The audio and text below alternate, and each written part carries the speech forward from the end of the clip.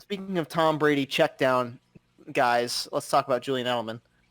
Um, this man retired this past week, a little suddenly, I would say. I think a lot of people were expecting him to be back at least for a season, but I think he retired at the right time. Um, as a Patriots fan, your thoughts? I'll tell you what, bittersweet, bittersweet. Sure. It was an easier pill to swallow because he was hurt pretty much the entire season last year. He really didn't have more than 5 or 6 games underneath him.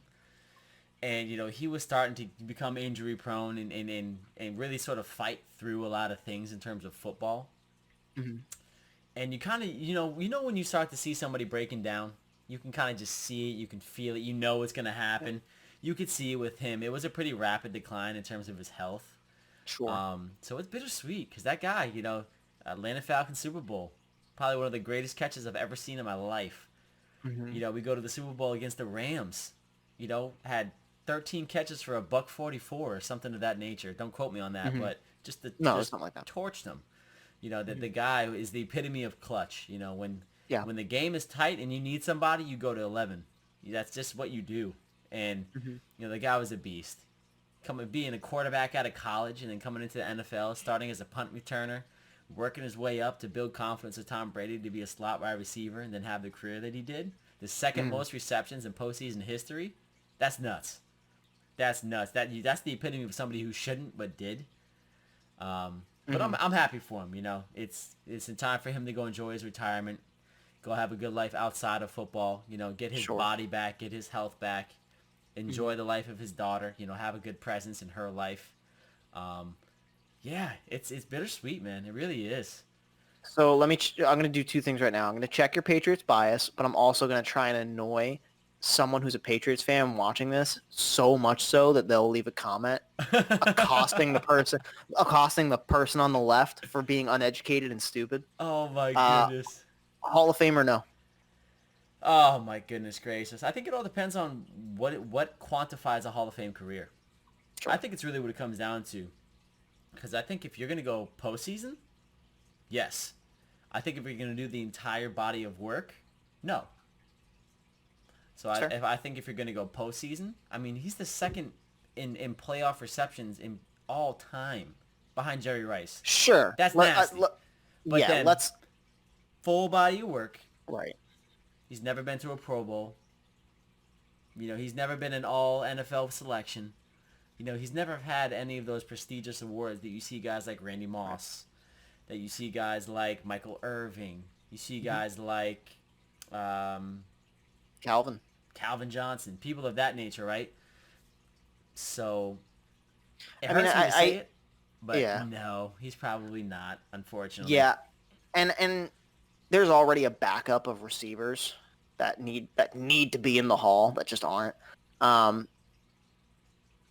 Julian never had the stats.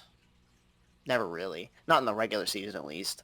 And I think a lot of, and I know people are going to get mad at me, a lot of his success in the postseason, I would say, falls on who he had playing at quarterback. The guy that has the most postseason games in his career playing at quarterback. The guy who, Julian Edelman wouldn't be in those postseason games without Tom Brady, and Correct. being Tom Brady's safety blanket. That's what it comes with. It was either Rob Gronkowski or it was Julian Edelman. Yep. That was your options. So I would agree with you in the sense that, like, yeah, of course he's had an amazing career when the team needed him most. He was the best team player that you could ever ask for when it came to his role that he played. But in terms of Hall of Fame, I wouldn't even say he's even close. I think we have this discussion a lot, especially with guys who retire semi-recently, like Phillip Rivers, Drew Brees. What Drew Brees earns it, but and now Julian Edelman, where we take Eli Manning, guys that you take that are above average, but Hall of Fame? Yeah, Like, that's Julian a whole Edelman's other level. he's definitely above average. And don't get me wrong, I think some of those guys that I mentioned just seconds ago should be Hall of Famer, one way or another.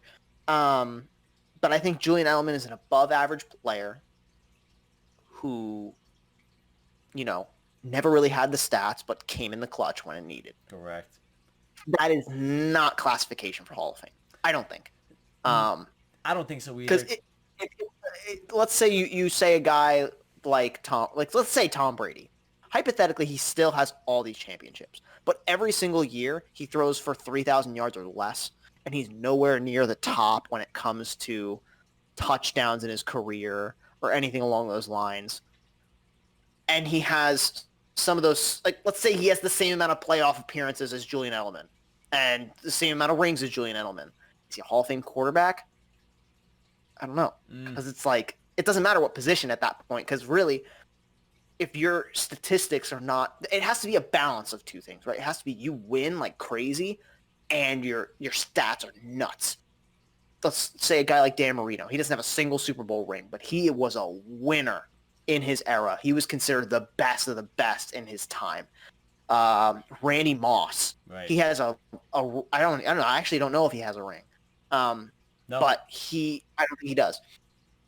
But he was a winner in matchups, in games, in postseasons, just a freak of nature and a winner. Calvin Johnson, he balled constantly. Every single game, he was the number one guy you had to look out for every single play. Julian Edelman, not that guy. Julian Edelman was not diminishing his body of work, a product of play calling. The team put him in a position where he was open to make plays, and he did it. Like when the bell rang for him, he made the catch, or he got just open enough, or he did what he had to do to make those plays. But I think a lot of it was a product of the team he was on. I think the question we have to ask ourselves is, can you tell the history of the NFL with or without that player? If you can tell the history of the NFL without that player, he's not a Hall of Famer.